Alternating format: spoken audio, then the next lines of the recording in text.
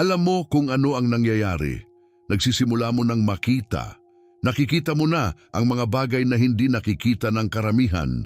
Nakikita mo ang mga emosyon na hindi sinasabi. Nakikita mo ang mga layunin na nakatagong sa likod ng mga ngiti.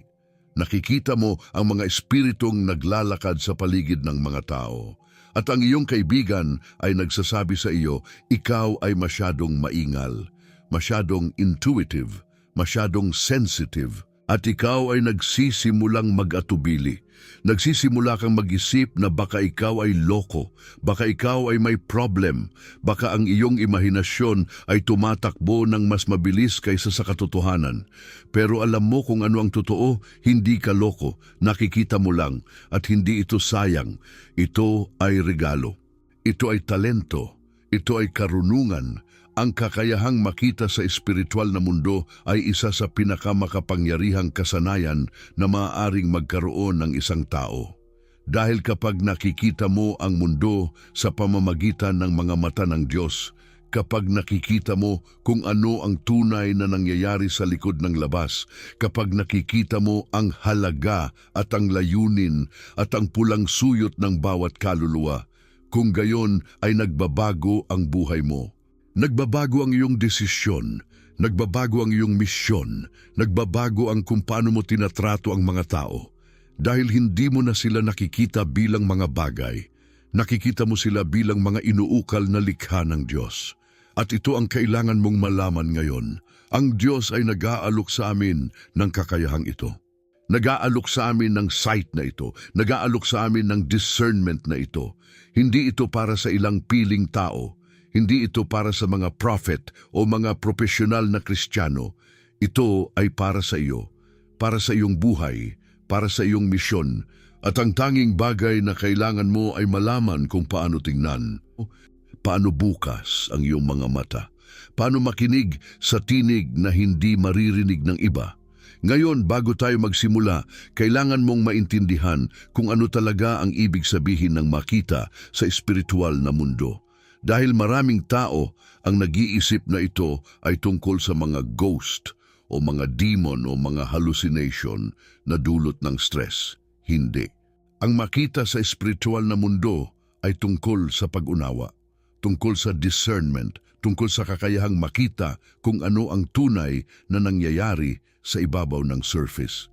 Ang ibig sabihin ay ang kakayahang maintindihan ang tunay na kahulugan ng isang salita, ang tunay na intent ng isang aksyon, ang tunay na kondisyon ng isang puso.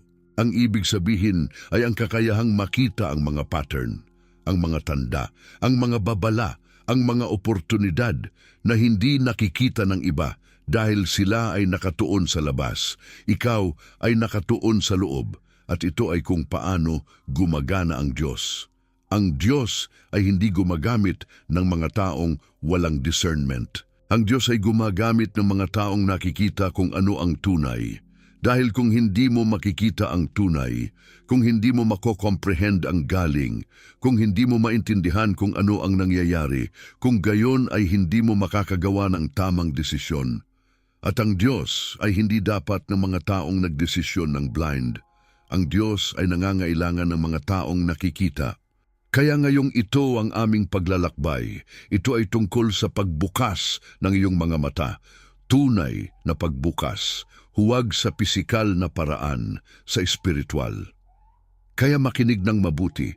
Sa unang lugar, kailangan mo maintindihan kung bakit marami sa amin ay blind sa espiritual na mundo. Dahil hindi kami ipinanganak blind. Ang mga bata ay nakikita, ang mga bata ay may discernment, ang mga bata ay nakakaintindi ng emosyon nang hindi sinasabi ng adults. Alam mo kung bakit? Dahil ang mga bata ay walang filter, walang takot, walang kondisyon. Ang mga bata ay tumatanggap ng world tulad ng ito at makikita nila kung ano ang tunay. Pero pagkatapos ay lumaki ang mga bata at nagsisimula ang lipunan na magsabi, huwag maging maingat. Huwag maging sensitive, kumuha ng pragmatikal, tumampok sa material, at ang bawat beses na itinatago natin ang ating discernment, ang bawat beses na binabakrifiko natin ang ating sight para sumama sa mundo, ang bawat beses na pinipili natin ang convenience kaysa sa katotohanan, ang ating espiritual na mata ay nagsisimulang tumigil. At sa paglipas ng panahon, nagiging ganap na blind kami. Nakatuon kami sa surface, naniniwala kami sa mabilis na pagkalkula. Naniniwala kami sa kung ano ang nakikita ng aming mga mata at nawalang discernment, nawalang sight, nawalang kakayahang makita kung ano ang tunay na nangyayari. Pero ito ay hindi permanent. Ang iyong mga mata ay maaaring mabuksan, ang iyong discernment ay maaaring na-restore, ang iyong sight ay maaaring maging malalim kaysa dati dahil ito ay hindi bagay na inaalok sa iyo ng Diyos at kinuha niya ulit. Ito ay palaging nandoon, naghihintay lang para sa iyo na gamitin ito. Kaya ang unang hakbang ay simple, kailangan mong kilalanin na kayo ay may kakayahang ito. Ang iyong intuition ay hindi maloko, ang iyong pakiramdam ay hindi random, ang iyong gut feeling ay hindi ba nonsense. Ito ay discernment, ito ay espiritual na pagsisikap. Ito ay Diyos na nagsasalita sa iyo sa pamamagitan ng iyong inner knowing. At kung handa ka ng makinig, kung handa ka ng panoorin, kung handa ka ng tanggapin na ang iyong sight ay tunay, kung gayon ay nagsisimula ang transformation. Ang Biblia ay nagsasalita tungkol dito ng direkta. Si Pablo ay nagsabi, dahil sa pamamagitan namin ay naglalakad sa loob ng layunin at hindi ng sight. At ito ay inaasahan na nakikita namin ang mga bagay na hindi nakikita ng mga kasapi. Nakikita namin ang mga pattern na hindi makikita ng mga nakatuon sa kalsada. Nakikita namin ang mga halaga na hindi maintindihan ng mga taong tumitingin sa presyo. Sa 2 Corinto 5:7, alam mo kung ano ang sinasabi niya? Ang faith ay tungkol sa pagkilala sa mga bagay na hindi makikita ng mga mata. Ang faith ay tungkol sa pagtitiwala sa iyong inner knowing. Ang faith ay tungkol sa pag-act sa base ng discernment kahit na ang mundo ay nagsasabi na ikaw ay loko. At ito ang aming simula. Kailangan mo nang magsimula na maniwala na ang iyong sight ay tunay. Kailangan mo nang magsimula na maniwala na ang iyong discernment ay regalo. Kailangan mo nang magsimula na maniwala na Diyos ay nagsasalita sa iyo sa pamamagitan ng iyong inner compass. Dahil kapag pinatunayan mo ito, kapag sinisimulan mong gamitin ito, kapag sinisimulan mong magtiwala sa ito, ang mundo ay magbabago para sa iyo. Hindi ang mundo ay literal na magbabago, kundi ang iyong pag-unawa sa mundo ay magbabago. At ang pagbabago na ito ay mas mahalaga kaysa sa pagbabago ng mundo. Ngayon, ang susunod na hakbang ay pag-unawa kung paano gumagana ang espiritual na sight. Dahil hindi ito parang pisikal na nakikita. Hindi ka makikita ng mga angel o demon na lumalakay sa kalye. Hindi ka makakakita ng isang ilaw na sumusulpot mula sa ilalim. Hindi ito visual sa ganitong paraan, kundi mas parang intuitive knowing, parang pag-unawa na dumarating sa iyo nang hindi mo alam kung saan nanggaling, parang pakiramdam na nasa puso mo na hindi mo maaaring i-explain, parang kaalaman na dumadating sa iyo sa gitna ng gabi at ikaw ay alam na ito ay tubo. Hindi ka alam kung paano pero alam mo. Alam mo. At ito ay ang forma ng espiritual na sight. Ito ay discernment na di-verbal. Ito ay komunikasyon na hindi salita. Ito ay unawa na mas malalim kaysa logic. Ang Biblia ay tumutulong sa amin na maintindihan ito.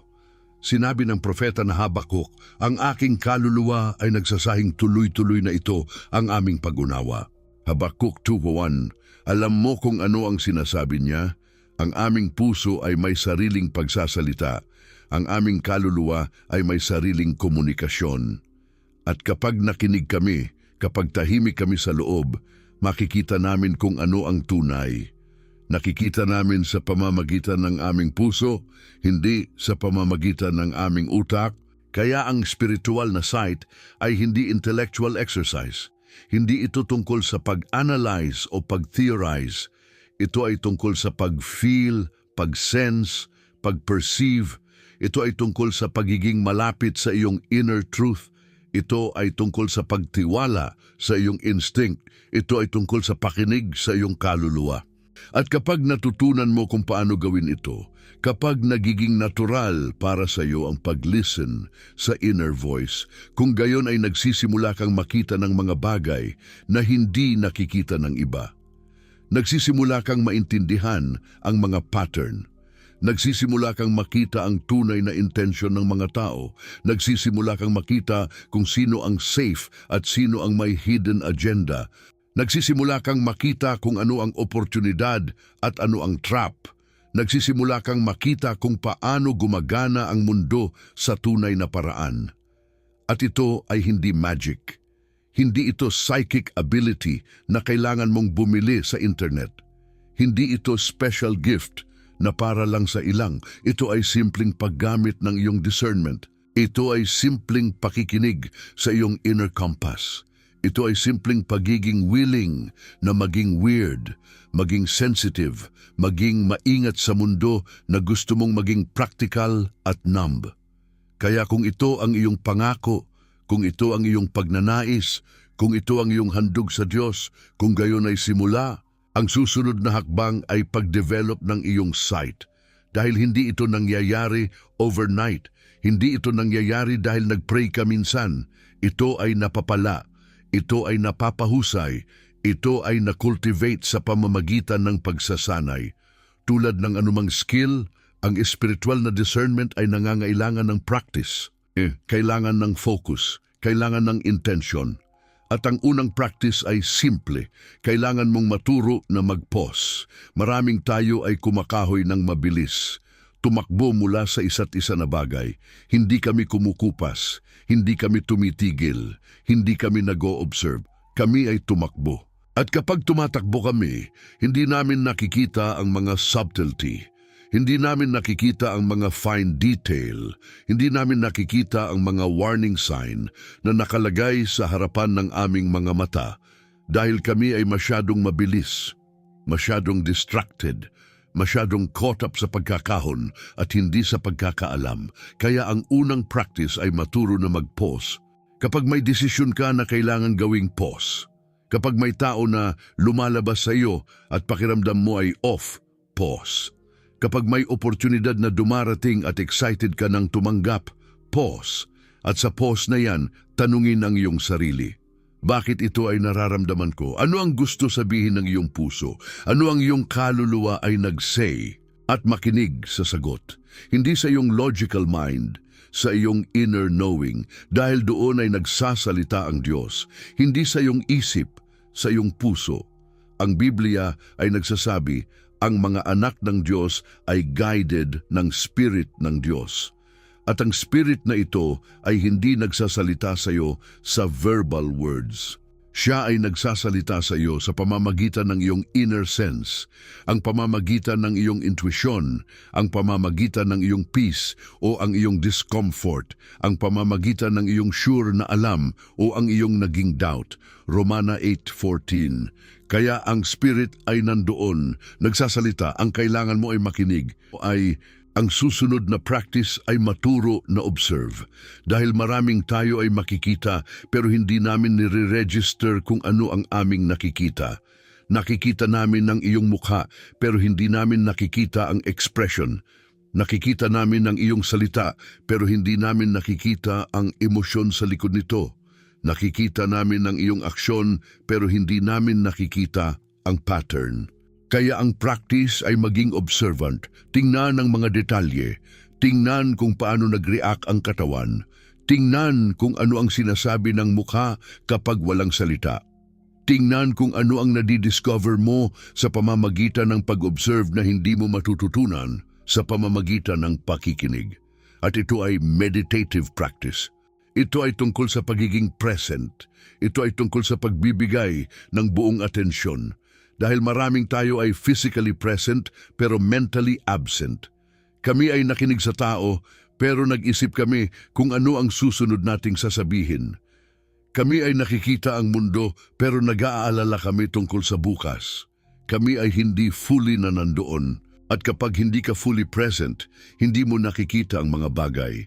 Kaya ang practice ay maging present, maging observant, maging focused, at makikita mo ang mga subtlety na hindi nakikita ng iba. Ang Biblia ay nagsasabi, "Let everyone be swift to hear, slow to speak, slow to wrath."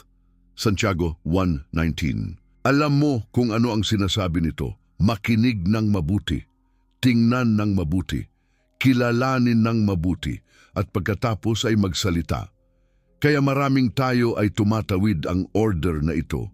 Nagsasalita kami bago makinig, tumatakbo kami bago makita, at pagkatapos ay nakakamangha kami kung bakit ang aming desisyon ay mali. Bakit ang aming relasyon ay nagsisira? Bakit ang aming misyon ay hindi gumagana? Dahil kami ay hindi nag-observe, kami ay hindi nag-listen, kami ay hindi nakita. Ang susunod na practice ay maturo na mag-discriminate. Dahil hindi lahat ng bagay na nakikita mo ay dapat tanggapin. Hindi lahat ng feeling na nararamdaman mo ay galing sa Diyos. May mga impression na dumarating mula sa iyong sariling fear. May mga thought na dumarating mula sa iyong nag-program beliefs. May mga urge na dumarating mula sa iyong trauma. Kaya ang practice ay maturo na distinguishing. Maturo na malaman kung alin ang galing sa Diyos at alin ang galing sa iyong sarili.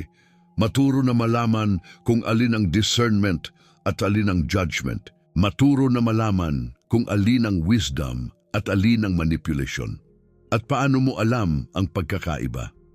Ang iyong intuition na galing sa Diyos ay laging may peace. Meron itong calm authority. Meron itong certainty. Kahit na ito ay nakakatakot sa context, may peace ito. May assurance. Habang ang iyong intuition na galing sa fear ay parang panicked, parang desperate, parang kailangan mong kumilos now, kailangan mong magdesisyon ngayon, walang peace, walang assurance, puro anxiety, at doon ay nakikita mo ang pagkakaiba. Ang galing sa Diyos ay may peace. Ang galing sa fear ay may panic. Ang Biblia ay nagsasabi, at ang kapayapaan ng Diyos na lumalampas sa lahat ng pag-unawa ay mag-guard ng iyong mga puso at ng iyong mga isipan sa Kristong Jesus. Pilipinas 4:7.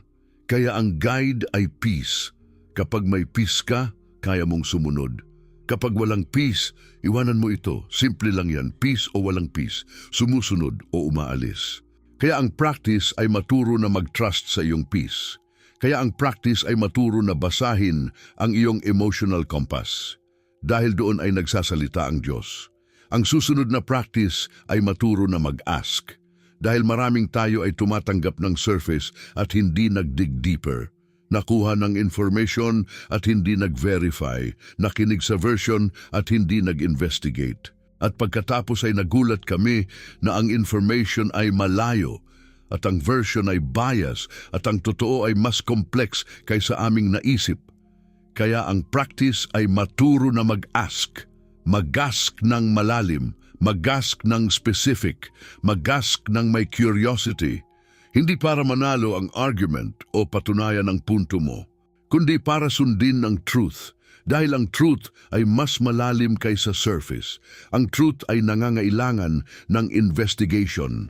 At kapag nag-ask ka, makinig sa mga sagot, hindi sa mga salita lamang. Sa energy sa likod ng mga salita. Sa emotion sa likod ng explanation. Sa consistency o inconsistency ng narrative. Nakikita mo kung may hidden agenda.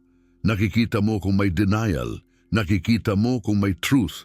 Dahil ang truth ay may consistent energy. Ang lie ay parang stuttering, parang struggling, parang pushing. At kapag natuturo mo kung paano makita ang energy na ito, nakikita mo kung sino ang nag-truth at sino ang nag-lie. At ito ay isa sa pinakamakapangyarihang skill na maaari mong i-develop.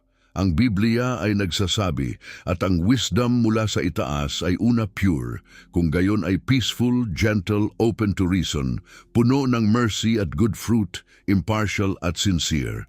Santiago 3:17. Kaya ang guide ay ito, purity, peace, gentleness, reason, mercy, good fruit, impartiality, sincerity.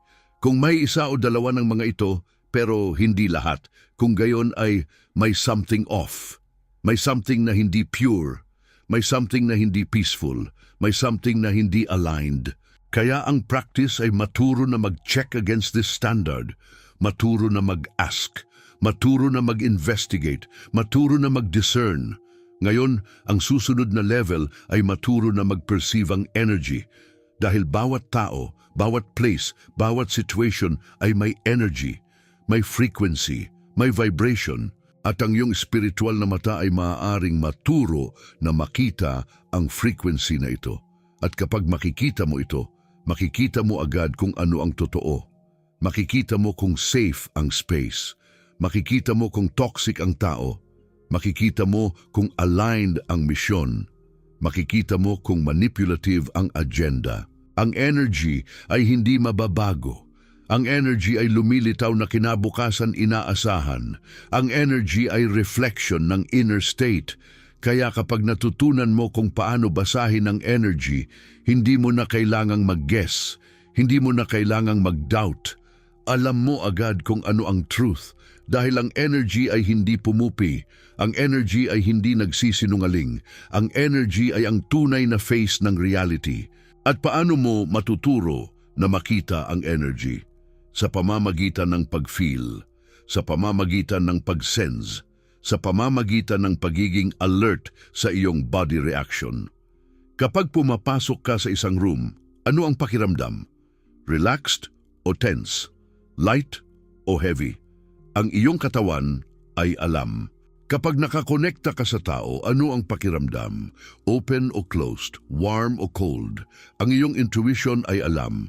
Kaya ang practice ay maturo na makinig sa iyong body, maturo na mag-trust sa iyong physical reaction. Dahil doon ay nagsasalita ang spiritual na mata sa pamamagitan ng iyong body wisdom. Ang Biblia ay nagsasabi, ang bawat kaluluwa ay may access sa kanyang sariling interior kingdom. At sa kingdom na ito ay may information na hindi available sa outside. Ang access ay sa pamamagitan ng iyong intuition, iyong body, iyong inner knowing. 1 Corinto 2:11.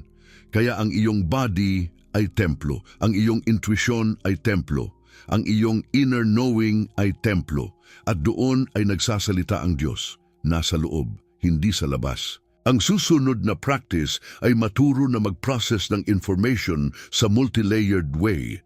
Dahil maraming tayo ay nag-process lang ng literal information. Ang salita ay ito ang ibig sabihin nito. Ang action ay ito ang meaning nito. Pero ang tunay na information ay multi-layered. May literal level, may emotional level, may spiritual level, may ancestral level. At kapag maturo ka na mag-read ng multi-layered information, makikita mo ang full picture. Makikita mo kung ano ang tunay na nangyayari. Para sa example, kapag nagsabi sa iyo ang isang tao na loves you, ang literal meaning ay clear. Pero ang emotional subtext ay maaring iba, ang spiritual implication ay maaring iba. At kapag nakikita mo ang lahat ng layers na ito, nakikita mo kung totoo ang pagmamahal o may manipulation. Nakikita mo kung pure ang intention o may hidden agenda. Nakikita mo kung authentic ang connection o conditional. Kaya ang practice ay maturo na mag-read ng layers. Maturo na hindi mag-stop sa surface. Maturo na mag-dig deeper. Maturo na mag-perceive ng subtext. Dahil doon ay nagsasalita ang truth, hindi sa surface, sa malalim. Ang Biblia ay nagsasabi, ang espiritual na tao ay nag-judge ng lahat ng bagay, pero sila mismo ay hindi nire-judge ng kahit sino. Para magdulot kami ng mind ng Kristong Jesus upang maunawaan ang spiritual reality. 1 Corinto 2:15. Alam mo kung ano ang sinasabi nito? Ang taong espiritual ay nakakaintindi ng maraming layers. Nakakaintindi ng beyond surface. Nakakaintindi ng true reality. Dahil sila ay may mind ng Kristong Jesus, sila ay nakikita ang mundo tulad ng Diyos. Ang susunod na practice ay maturo na mag-test ng spirits dahil hindi lahat ng impresyon ay galing sa Diyos. Maraming force ang gumagawa ng impresyon. May iyong sariling conditioning, may fear, may desire, may wounded part, may ancestral pattern.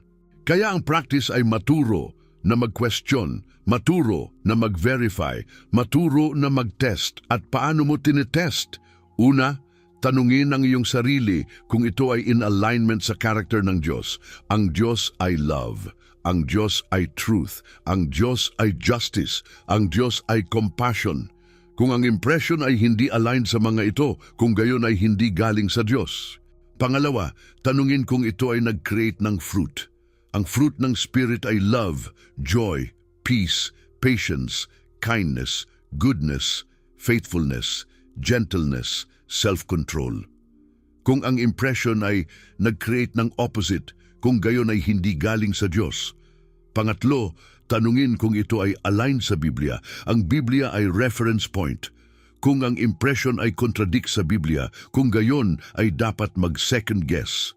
Kaya ang practice ay maturo na mag-test, maturo na hindi mag-blindly accept, maturo na mag-verify against the standard. Dahil ang Biblia ay nagsasabi, huwag naniniwala ang lahat ng spirit, kundi subukan ng mga spirit para malaman kung sila ay galing sa Diyos. 1 Juan 4:1. Kaya ang testing ay biblical obligation, kaya ang discernment ay biblical imperative, kaya ang questioning ay biblical directive. Ang susunod na hakbang ay maturo na mag-synthesize ng information dahil ang spiritual na sight ay hindi isolated. Hindi ito tungkol sa makita ang isang bagay at magdesisyon. Ito ay tungkol sa pagsasama ng maraming clue, maraming impression, maraming feeling, maraming data point. At mula sa synthesis na ito, makikita mo ang full picture, makikita mo ang truth, makikita mo kung ano ang tunay na nangyayari. Para sa example, ikaw ay may impression na hindi safe ang tao, pero sila ay nagsasabi ng tamang salita. Ngunit ang energy ay close. Ngunit ang pattern ay suspicious. Ngunit ang action ay hindi aligned sa word. At kapag pinagsama mo ang lahat ng ito, nakikita mo na walang safe, walang trust, hindi ito pangako na sumama. Kaya ang synthesis ay nag-guide sa desisyon. Hindi ito parang hula, hindi ito parang instinct lang. Ito ay holistic picture na based sa multi-layered observation. Kaya ang practice ay maturo na mag-collect ng data, maturo na mag-observe ng pattern, maturo na mag-synthesize ng information, maturo na mag-form ng conclusion na based sa evidence, intuition, feeling, observation. Dahil kapag ginawa mo ito, ang iyong discernment ay nagiging powerful. Walang kalaban, walang kompetisyon. Ang Biblia ay nagsasabi, ang mga mata ng inyong puso ay enlightened upang malaman ninyo kung ano ang pag-asa ng kanyang calling. Efeso 1:18. Kaya ang iyong puso ay may mata, ang iyong kaluluwa ay may panonoorin, ang iyong spirit ay may perception. Kaya ang practice ay maturo na gamitin ng mga ito, maturo na mag-illuminate, maturo na mag-perceive ng truth. Ngayon, ang susunod na hakbang ay maturo na mag-balance ang analytic at intuitive. Dahil maraming tayo ay nagsasanay na maging either talagang analytical o talagang intuitive. Kayo ay analytical kaya overanalyze at nawawala ang intuitive hit. O kayo ay intuitive pero walang grounding sa reality. Kaya ang balance ay kailangan. Kailangan mong gamitin ang iyong isip para mag-analyze. Kailangan mong gamitin ang iyong puso para mag-feel. Kailangan mong gamitin ang iyong spirit para mag-perceive. At from lahat ng tatlo na ito, makikita mo ang truth. Dahil ang truth ay hindi puro mental, hindi puro emotional, hindi puro spiritual. Ito ay combination, ito ay whole person knowing, ito ay integration ng lahat ng faculty mo. Kaya ang practice ay maturo na mag-honor ang bawat faculty. Maturo na mag-listen sa iyong isip, pero hindi lang. Maturo na mag-listen sa iyong puso, pero hindi lang. Maturo na mag-listen sa iyong spirit, pero hindi lang. Maturo na mag-synthesize. Ang Biblia ay nagsasabi, loving the Lord your God with all your heart and with all your soul and with all your mind. Mateo 22:37. Ito ay hindi separate. Puso, kaluluwa, isip. Lahat ng ito ay kailangan. Lahat ng ito ay sacred. Lahat ng ito ay may mahalagang papel. Kaya ang practice ay maturo na mag-integrate. Ang susunod na hakbang ay maturo na mag-ground sa reality. Dahil maraming tayo ay umakyat sa clouds at nakakalimutan kung saan tayo nakatayo. Kami ay takot na maging materialistic kung kaya naming mag-acknowledge ng physical reality. Kaya kami ay nag-spiritualize ng lahat at nawawalan ng practical sense. Kaya ang balance ay importante. Ang spiritual sight ay dapat na grounded sa practical reality. Ang discernment ay dapat na applicable sa daily life. Ang wisdom ay dapat na useful sa actual situation. So kapag ang iyong spiritual na mata ay nagsasabi sa iyo ng isang bagay, dapat itong may practical implication. Dapat itong actionable. Dapat itong changeable. Hindi ito dapat tulad ng floating sa cloud na hindi relevant sa ground. Kaya ang practice ay maturo na mag-ground, maturo na gawing practical ang espiritual, maturo na gawing applicable ang metaphysical.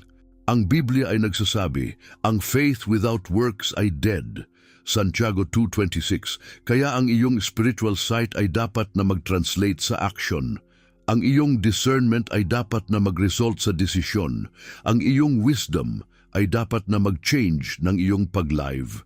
Kaya kung hindi ito nangyayari, kung ang iyong spiritual experience ay puro floating at walang grounding, kung gayon ay may something off. Ang susunod na hakbang ay maturo na mag-trust sa iyong sight kahit na walang logical explanation. Dahil maraming tayo ay nag-doubt sa aming discernment kung hindi namin maaaring i-explain ito logically, kung hindi namin madederive ito mula sa standard thinking. Kaya kami ay nag-dismiss, kami ay nag-rationalize away, at pagkatapos ay may mangyari na patunay na ang aming sight ay tama, at tayo ay nagpagsisisi na hindi kami nag-trust. Kaya ang practice ay maturo na mag-trust kahit walang logical explanation. Maturo na mag-act on discernment kahit na hindi ito makikita sa standard framework. Maturo na mag-follow ang iyong knowing kahit na ang mundo ay nagsasabi na ikaw ay loko. Dahil maraming truth ay hindi makikita sa logical framework. Maraming reality ay hindi understandable sa rational mind. Maraming wisdom ay beyond explanation. At kung mag-expect ka ng logical proof before mo mag-trust ang iyong sight, kung gayon ay mawawalan ka ng opportunity na sumunod sa divine guidance. Kaya ang practice ay maturo na mag-leap, maturo na mag-trust, maturo na mag-move without full understanding. Ang Biblia ay nagsasabi, for now we see as if through a glass, darkly, but then face to face. 1 Corinthians 13:12. Kaya ngayon ay hindi kami fully nakikita. Ngayon ay may mystery, ngayon ay may faith lang, ngayon ay kailangan ng trust. Kaya ang practice ay maturo na mag-accept ng mystery, maturo na mag-rest sa faith, maturo na gumawa ng hakbang kahit na hindi ikaw fully convinced. Ang susunod na hakbang ay maturo na mag-share ng iyong sight responsibly. Dahil maraming tayo ay nakikita pero hindi namin alam kung paano i-communicate ito ng way na hindi nakakasama. Kaya kami ay nagkakasama o naghahugot o nagsasabi ng totoo sa way na nakasakit. At pagkatapos ay nagulat kami na ang tao ay nag-react ng defensively, nag-reject ng aming sight, nag-blacklist sa amin. Kaya ang practice ay maturo na mag-communicate, maturo na mag-speak truth sa compassion, maturo na mag-share wisdom sa gentle way, maturo na mag-offer perspective ng respectfully. At ito ay complicated dahil kung laging ka ng gentle, marami ay hindi mag-hear. Kung laging ka ng direct, marami ay makakaramdam na attacked. Kaya ang balance ay importante, ang skill ay importante, ang intention ay importante, at ang practice ay mag-develop ng skill na ito. Maturo na mag-speak truth with love, maturo na mag-share sight with humility, maturo na mag-offer wisdom sa way na receivable. Ang Biblia ay nagsasabi, speaking the truth in love, we grow up into Him who is the head, that is Christ. Efeso 4:15. Kaya ang truth ay dapat coupled with love. Ang sight ay dapat coupled with compassion. Ang wisdom ay dapat coupled with humility. Kaya ang practice ay maturo na mag-integrate ng lahat ng ito. Ang susunod na hakbang ay maturo na mag-protect ng iyong sight. Dahil maraming tayo ay open ang inner eye pero walang boundaries. Kaya kami ay nag-absorb ng lahat ng energy, nag-pick up ng lahat ng vibration, nag-receive ng lahat ng information.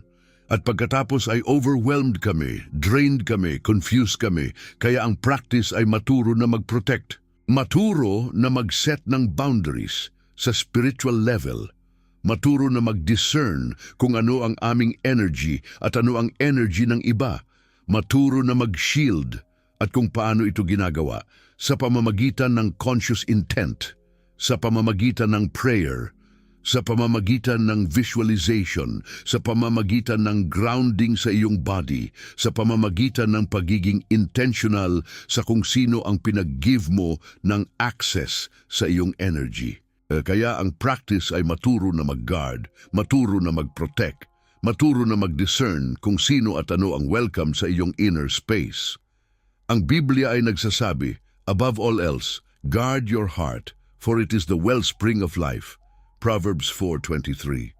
Kaya ang iyong puso ay dapat i-guard, ang iyong inner space ay dapat i-protect, ang iyong spiritual sight ay dapat i-shield. Kaya ang practice ay maturo na gawing bayog. Ang susunod na hakbang ay maturo na mag-heal para ma-sharpen ang iyong sight dahil maraming tayo ay may wounded part na nag-block ng aming perception. May trauma na nag-cloud ng aming discernment. May fear na nag-distort ng aming sight.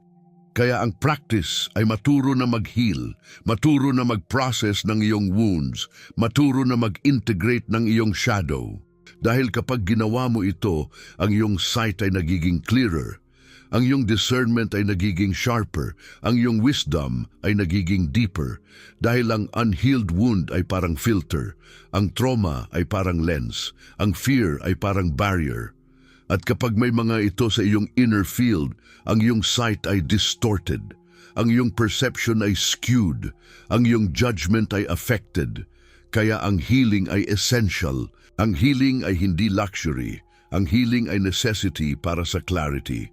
Ang Biblia ay nagsasabi, He heals the brokenhearted and binds up their wounds.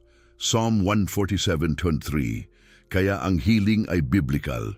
Ang healing ay divine work. Ang healing ay available. Kaya ang practice ay maturo na mag-seek ng healing, maturo na mag-address ng iyong wounds, maturo na gawing clear ang iyong lens. Ang susunod na hakbang ay maturo na mag-commit sa continuous development.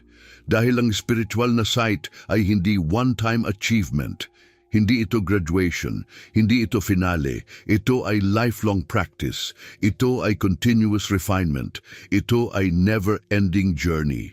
Kaya ang practice ay maturo na mag-commit, maturo na mag-dedicate ang iyong life sa spiritual development. Maturo na gawing priority ang deepening ng iyong discernment. At ito ay hindi burden, hindi ito task. Ito ay joy. Ito ay adventure. Ito ay privilege na nakikita ang mundo tulad ng Diyos nakikita ito.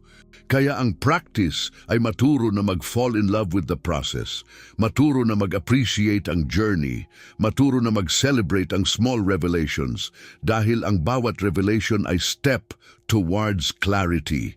Ang Biblia ay nagsasabi, grow in the grace and knowledge of our Lord and Savior Jesus Christ. 2 Pedro 3:18. Kaya ang growth ay commandment, ang development ay expectation, ang deepening ay call, kaya ang practice ay maturo na sumusunod sa call. Ngayon, isa pa sa importante ay maturo na mag-distinguish sa pagitan ng iyong personal sight at ang collective sight. Dahil maraming tayo ay nag-confuse ng iyong own intuition with universal truth. Ang iyong personal discernment with absolute reality. At ito ay mapanganib dahil ang iyong sight ay filtered through your experience. Ang iyong perception ay shaped by your conditioning. Ang iyong wisdom ay limited to your perspective. So ang practice ay maturo na mag-recognize ng limitation. Maturo na mag-acknowledge na ang iyong sight ay partial. Maturo na mag-humble sa presence ng other perspectives. At ito ay hindi nangangahulugang magbabag ang iyong sight. Nangangahulugang nag-a-acknowledge ka ng limitation.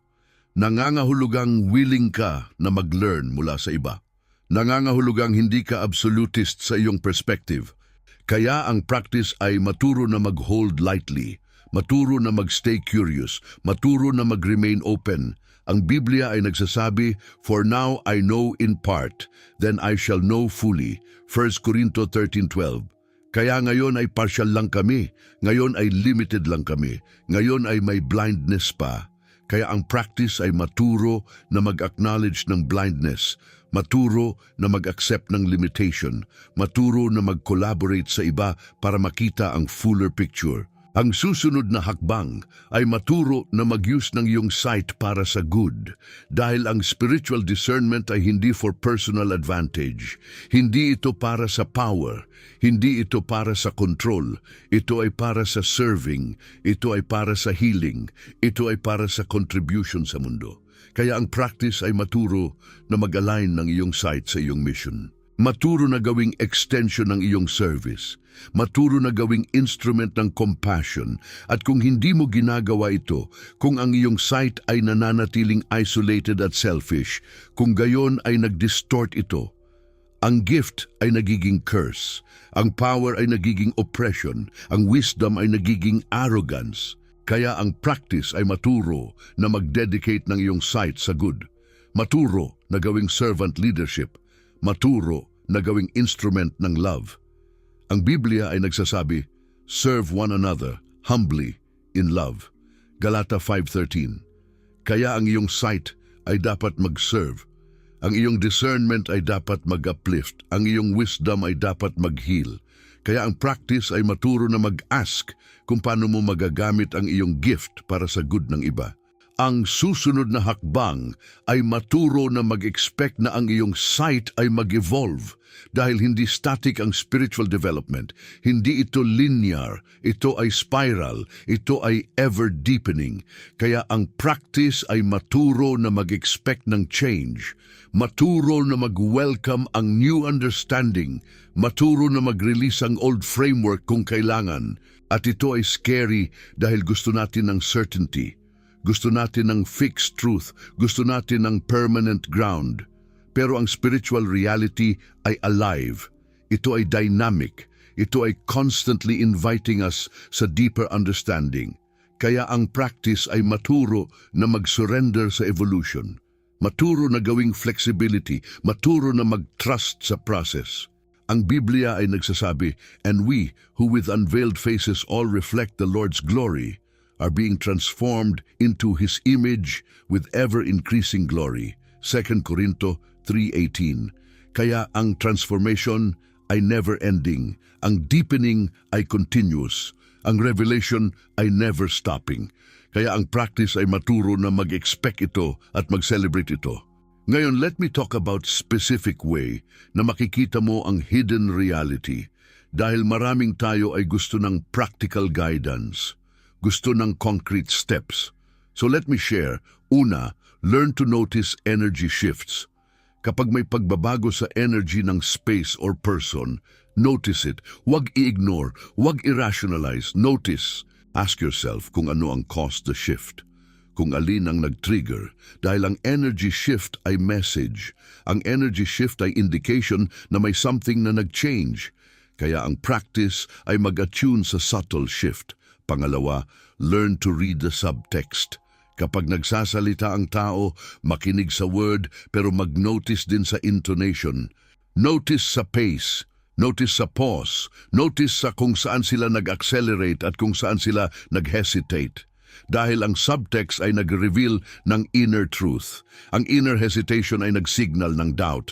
Ang inner push ay nag-signal ng force. Kaya ang practice ay mag-develop ng ear para sa subtext. Pangatlo, learn to feel the somatic response. Kapag may emotion o situation, mag-pause at mag-scan ng iyong body. Saan nag-contract, saan nag-relax. Ang iyong body ay genius.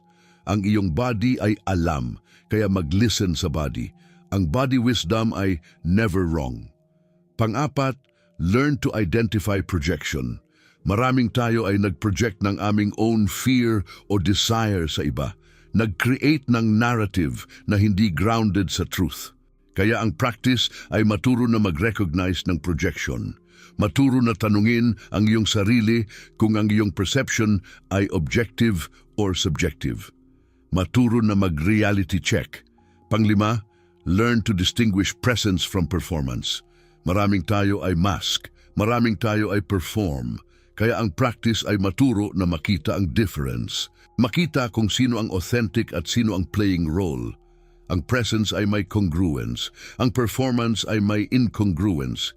Kaya mag-watch para sa consistency o inconsistency. Pang-anim, learn to perceive intention. Maraming aksyon ay may hidden intention. Maraming word ay may hidden agenda. Kaya ang practice ay maturo na makita ang intention. Makita kung ano ang tunay na hinahanap. Dahil kapag nakikita mo ang intention, nakikita mo ang truth. Pangpito, learn to read silence. Maraming information ay nasa silence. Maraming truth ay nasa pauses. Maraming wisdom ay nasa spaces between words. Kaya ang practice ay maturo na mag-honor ang silence.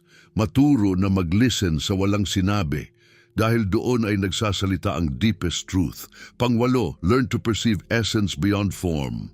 Maraming tayo ay tumatanggap lang ng form, ang lalaki o babae, ang mayaman o mahirap, ang nag-school o nagtapos. Pero ang essence ay beyond form. Ang essence ay ang tunay na identity. Ang essence ay kung sino talaga sila sa loob. Kaya ang practice ay maturo na makita ang essence, maturo na perceive beyond packaging. Na pangsyam, learn to recognize pattern. Maraming truth ay nakahide sa pattern, kung saan nag-repeat, kung saan nag-cycle, kung saan nag-structure ang chaos. Doon ay may message, doon ay may information. Kaya ang practice ay maturo na mag-track ng pattern. Maturo na mag-recognize ng recurring theme. Pang-sampung, learn to access your ancestor wisdom. Dahil hindi solo ang iyong lineage. May wisdom na dumaan sa pamilya mo, may knowledge na nag-accumulate, may vision na nag-develop. Kaya ang practice ay maturo na mag-access ng ancestral wisdom.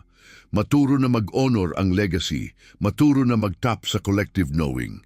Ang Biblia ay nagsasabi, remember the former things, those of long ago. Isaiah 46:9. Kaya ang past ay may wisdom.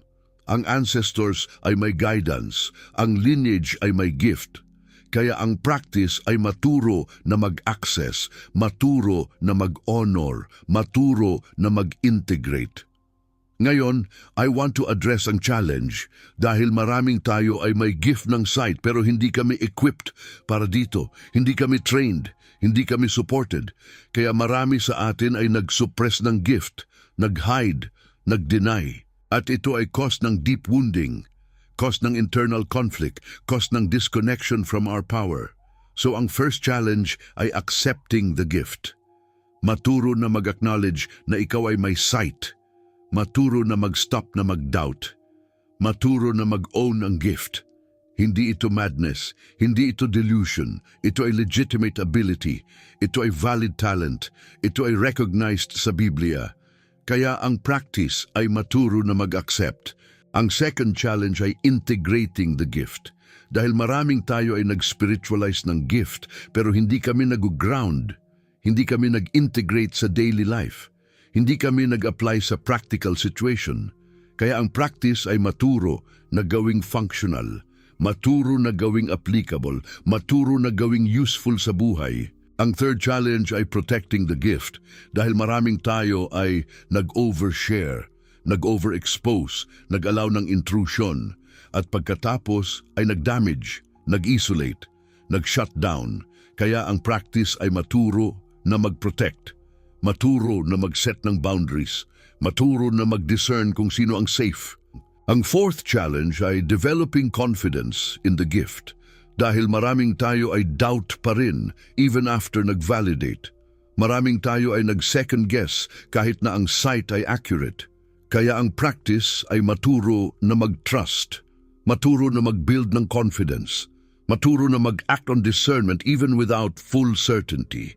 Ang fifth challenge ay finding community. Dahil maraming tayo ay feel isolated sa gift, feel weird, feel misunderstood, at ito ay cause ng loneliness. Kaya ang practice ay maturo na mag-find ng tribe, maturo na mag-seek ng community ng people na may similar gift. Maturo na mag-celebrate ang gift sa safe space. Ang Biblia ay nagsasabi, iron sharpens iron as one person sharpens another. Proverbs 27:17. Kaya ang community ay important, ang connection ay important, ang shared understanding ay important. Kaya ang practice ay maturo na mag-seek ng community. Ang sixth challenge ay using the gift responsibly. Dahil ang power ay may responsibility, ang sight ay may accountability, ang wisdom ay may obligation. Kaya ang practice ay maturo na mag-use ng gift para sa good.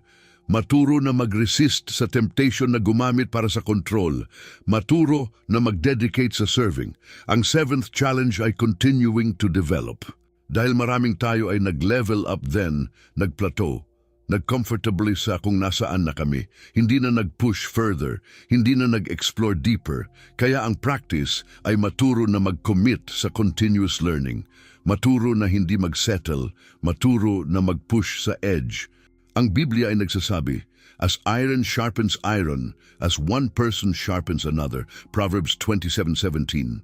Pero din, we are called to grow in wisdom, Proverbs 1:5. Kaya ang growth ay expectation, ang development ay requirement, ang deepening ay commitment. Ngayon, let me talk about kung paano ito gumagana sa practical life. Dahil ang spiritual sight ay hindi para sa abstract contemplation, ito ay para sa living, ito ay para sa deciding, ito ay para sa creating. Kapag may decision na kailangan mong gawing, ginagamit mo ang sight. Nag-tune in ka sa iyong intuition, nag-observe ka ng pattern, nag-feel ka ng energy, nag-synthesize ka ng information. At from lahat ng ito, nakikita mo ang direction, nakikita mo kung paano dapat kumikilos, nakikita mo kung alin ang aligned at alin ang off. Kapag may relasyon na nag-develop, ginagamit mo ang sight. Nakikita mo kung authentic ang connection. Nakikita mo kung safe ang tao. Nakikita mo kung may mutual respect at mutual growth. At kapag makikita mo na walang ito, kahit na attractive ang tao, kahit na sweet ang salita, hindi ka sumusuko. Dahil ang iyong sight ay mas malakas kaysa ang iyong longing. Kapag may opportunity na dumarating, ginagamit mo ang sight. Nakikita mo kung aligned ito sa iyong mission. Nakikita mo kung may hidden cost. Nakikita mo kung energy ng opportunity ay resonant sa iyong energy. At kapag makikita mo na walang alignment, walang matter kung maganda ang package, hindi ka sumama. Dahil ang iyong sight ay nag-guide mo pa rin at ito ay nagiging game changer dahil hindi kami nag-waste ng energy sa misaligned situation. Hindi kami nag-invest sa people na hindi safe. Hindi kami nag-pursue ng dream na hindi aligned. Kaya ang iyong life ay nagiging more intentional, mas purposeful, mas congruent with your true values. Ang Biblia ay nagsasabi, in all your ways submit to Him, and He will make your path straight. Proverbs 3:6. Kaya ang submission sa inner knowing ay nag-straighten ng path. Ang obedience sa discernment ay nag-align ng direction. Ang trust sa sight ay nag-facilitate ng movement. Ngayon, I want to end with powerful truth. Dahil maraming sa atin ay nag-dismiss ng spiritual sight as fantasy or wishful thinking or manipulation. Maraming sa atin ay nag-prioritize ang logical mind at nag-ignore ang intuitive heart. Pero ang truth ay ang Diyos ay nag-create sa atin ng multiple faculty para mag-perceive ng reality. Hindi lang logic, pati intuition. Hindi lang conscious mind, pati subconscious knowing. Hindi lang rational analysis, pati visceral wisdom. At kapag kombinasyon ng lahat ng ito, kapag nag-integrate ang lahat ng faculty, kapag bukas ang lahat ng channel, kung gayon ay nakikita mo ang truth sa way na walang comparison. Makikita mo ang world sa clarity na transformative. Makikita mo ang potential na empowering. Makikita mo ang possibility na liberating. Kaya ang call ay simple, Tanggapin ang gift. Develop ang skill, protect ang sacred space, use sa serving, continue ang growth, at mag-live mula sa sight, mag-live mula sa knowing, mag-live mula sa clarity. Dahil ito ang way na Diyos ay gusto na mabuhay natin. Ang Biblia ay nagsasabi, "Blessed are the pure in heart, for they will see God." Mateo 5:8. At ang seeing God ay hindi limited sa heaven. Ito ay ngayon, dito, sa buhay na ito. Kung ikaw ay pure sa intention, kung ikaw ay aligned sa values, kung ikaw ay open sa truth, kung gayon ay makikita mo ang divine sa lahat ng lugar, sa bawat tao, sa bawat situation, sa bawat moment. Dahil ang Diyos ay nandoon. Nandoon lang ang kailangan mo ay pag-sight para makita. Kaya sumali sa amin sa journey na ito. Sumali sa 1,000 na nag-open ng inner eye. Sumali sa community na nag-celebrate ng spiritual sight. Sumali sa movement na nag-claim ng power ng discernment. Dahil ikaw ay deserve na makita. Ikaw ay deserve na malaman.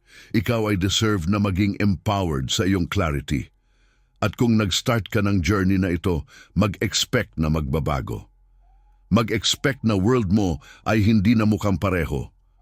Mag-expect na decision mo ay magiging clearer. Mag-expect na relationship mo ay magiging deeper. Mag-expect na mission mo ay magiging aligned. Dahil ang spiritual sight ay nag-transform ng lahat. Hindi nito binabago ang world, pero ito ay nag-change kung paano mo nakikita ang world. At ang change na ito ay everything. Salamat na nandito ka. Salamat na bukas sa truth. Salamat na willing mag-grow. Salamat na willing mag-see. Dahil ang mundo ay nangangailangan ng tao na may sight. Ang mundo ay nangangailangan ng tao na may discernment. Ang mundo ay nangangailangan ng tao na nakikita ang truth. At ikaw ay isa sa mga ito. Ikaw ay called. Ikaw ay equipped. Ikaw ay ready. Kaya mag-open na, mag-perceive na, mag-see na. Dahil ang truth ay naghihintay, ang wisdom ay naghihintay, ang clarity ay naghihintay. Naghihintay lang para sa iyo na mag-tune in, para bukas ang inner eye, para makita ang world tulad ng nakikita ng Diyos. At kapag nakikita mo, hindi ka magsisisi, hindi ka magbabago ng isip, hindi ka magsisisi na nag-develop ng sight. Dahil ang sight ay gift na walang price, ang sight ay blessing na walang end, ang sight ay freedom na walang comparison. Salamat. Salamat sa paggamit ng iyong time na nandito. Salamat sa openness. Salamat sa willingness. Salamat sa courage na mag-step sa deeper path. Dahil ito ay path na transformative, path na empowering, path na nag-lead sa true knowing. At ang true knowing ay where freedom lives.